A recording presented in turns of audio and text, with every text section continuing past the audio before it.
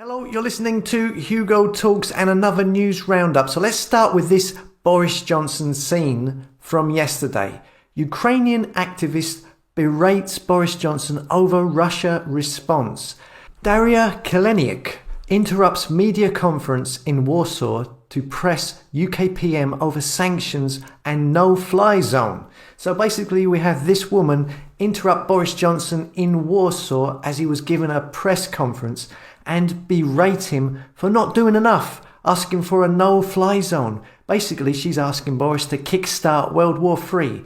And this, again, supposedly happened spontaneously.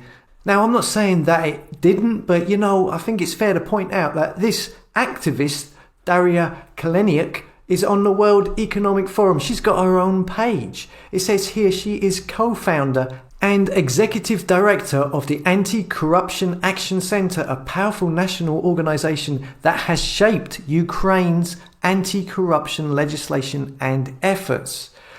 Well, seeing that Ukraine is notoriously said to be the most corrupt country in Europe, a hotbed of deep state money laundering, especially connected to US politicians' families. And one of the reasons Volodymyr Zelensky got into office was on the back of stating that he would stop corruption, and apparently isn't too impressive. And it also states here on her LinkedIn page that she was a part of the World Economic Forum's Young Leaders program. Of course, the World Economic Forum's Young Global Leaders program produced Vladimir Putin, along with Jacinda Ardern, Trudeau, Tony Blair, Nicolas Sarkozy, Emmanuel Macron, Angela Merkel, Mark Zuckerberg, and a great number of other undesirable entities that you wouldn't trust to clean your dustbin.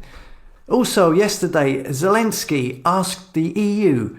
There was a big old EU shindig yesterday. He asked them to prove you are with us, he said. And he got a standing ovation. He did a live video address to European Parliament. Yeah, that's the building that was made to look like the Tower of Babylon. So a lot of talk from Zelensky, prove you are with us, do something. And you've got that woman as I just said, who's asking for a no-fly zone. They are kind of setting up an international response, setting up a World War III scenario. Also yesterday there was a big shindig at the United Nations all about this situation. And you have probably already seen this, but when the Russian representative started talking at the United Nations, they all walked out, as you can see here. They all got up and walked out pretty much simultaneously and supposedly spontaneously as photographers took their pictures. Again, to me, this looked like it was planned ahead of schedule. I mean, people don't just all get up at the same time and walk out. You may get one person walk out, you then might get a few that will follow suit, but not all at the same time. That to me is pre-planned. That to me is theatre. And besides, if this is Russia, the country that is supposedly invading, then, well, shouldn't you be listening to them? Shouldn't you? I mean, that's the representative from that country that you should be listening to the most, as opposed to ignoring and walking out on. They are the ones you're supposed to be trying to find a resolution with. It's all theatre with these ones. And that propaganda is to paint Russia as the boogeyman. Now, there was footage yesterday of a missile hitting a building and of a TV tower getting hit as well in the Ukraine. Also, aerial footage of what the media are saying are Russian vehicles, Russian trucks, densely packed together, as you can see here. And they say in this report here that it is 40 miles long. And as the guy pointed out in the news footage, he said that this is highly unusual in this supposed situation, as having all of these vehicles so densely packed together, so many of them, so close together, that this would lead them to take huge damage from an Ukrainian airstrike. They should be much more separated, he reckons, which makes sense. And his excuse for this is that Russia must be very confident, he says, that this is not going to happen. Again, this seems a little odd to me. Now, in other news, we see this. Jabs away. rules forcing care home workers to have COVID jab to be lifted in weeks. Care home workers will no longer be forced to be double jabbed. From March the 15th, the Health Secretary confirmed the regulations will be revoked this month.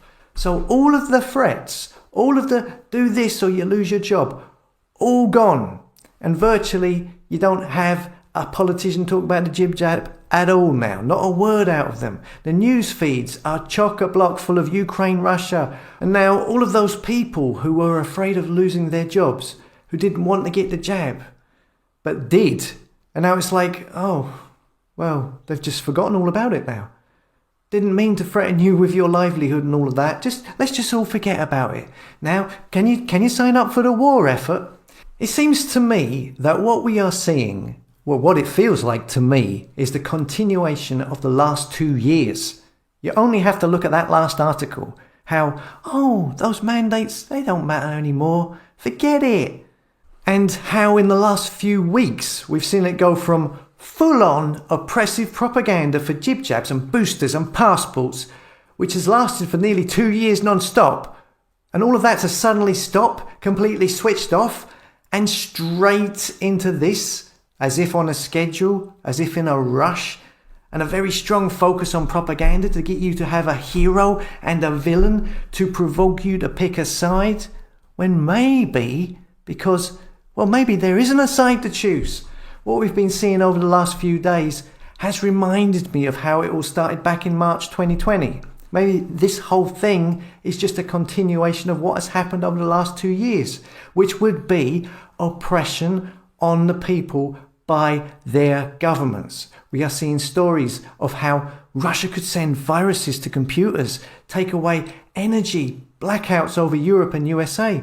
Lots of the things mentioned in Cyber Polygon, the World Economic Forum's cybersecurity event. It's setting up a situation where those things can now happen.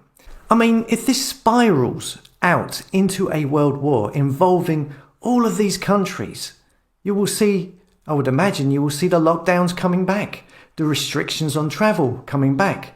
They could even use it as an excuse for passports.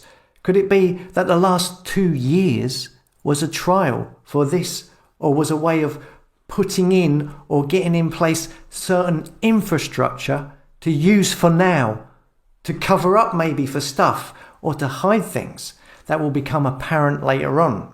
And by the looks of it, there could be much more to come, unfortunately. Anyway, that's what I'm thinking. I'll expand on that in a video later on. Okay, that's it from me. Stay focused, keep positive, stay objective, question everything, observe, don't consume, and try and stay positive. Look after yourself and those close to you. Don't let things that appear on digital screens determine your mood. Okay, as always, thanks for listening.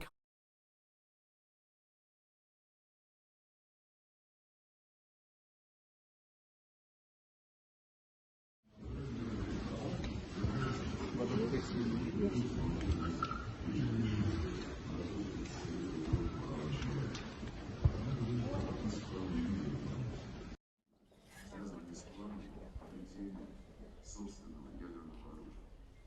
Прозвучавшие на этот счет безответственные заявления, полагающие прав человека, право и свободу.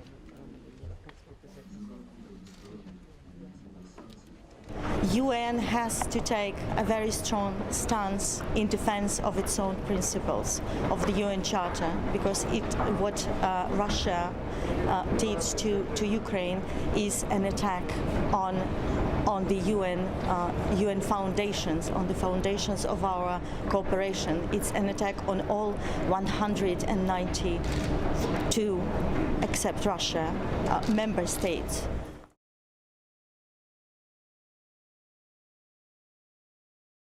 For the rest of us that aren't Ukrainians, I think the world, quite frankly, Kira, is surprised by the will of the Ukrainian people to stand up and fight. Are you? Well, I'm not surprised. We have been fighting Putin for the last 8 years, and we had 3 revolutions in our country when we did not agree with what was going on with the direction of where we're moving in. But right now, it's a critical time because we know that we not only fight for Ukraine, we fight for this new world order for the democratic countries. We knew that we are the shield for the Europe. With Russian tanks rolling towards Ukrainian cities and the crisis consuming the Biden presidency and threatening the world order, things look a little different now. We fight for this new world order. Threatening the world order.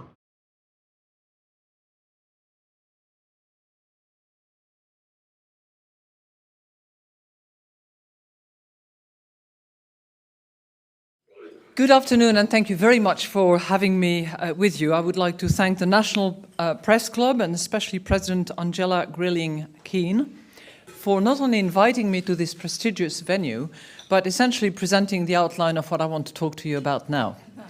So it's as if we had prepared that together, which we have not. Now, let me first of all, of course, begin by wishing you all a Happy New Year. I guess it's still time to do that, given that we are just exactly halfway through between our Western New Year and the Lunar New Year, which will loom in a few weeks' time. I think it's also appropriate to wish ourselves a Happy New Year, given what I would like to talk to you about, which has to do with the global economy and what we should expect for 2014. Now, I'm going to test you numerology skills by asking you to think about the magic 7. Okay? Most of you will know that 7 is quite a number in all sorts of themes, religions, and I'm sure that you can compress numbers as well.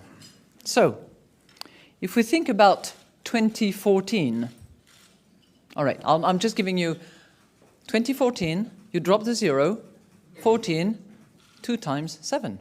Okay, that's just by way of example, and we're going to carry on.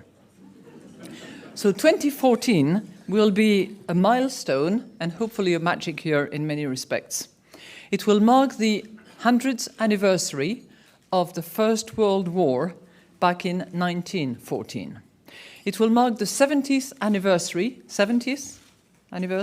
drop the 0, 7, of the Bretton Woods Conference that actually gave birth to the IMF. And it will be the 25th anniversary of the fall of the Berlin Wall. 25th. Okay. It will also mark the 7th anniversary of the financial market jitters that quickly turned into the greatest global economic calamity since the Great Depression. The crisis still lingers. Yet, optimism is in the air. We've left the deep freeze behind us, and the horizon looks just a bit brighter. So my hope and my wish for 2014 is that after those 7 miserable years, weak and fragile, we have 7 strong years. Now, I don't know whether the G7 will have anything to do with it, or whether it will be the G20. I certainly hope that the IMF will have something to do with it.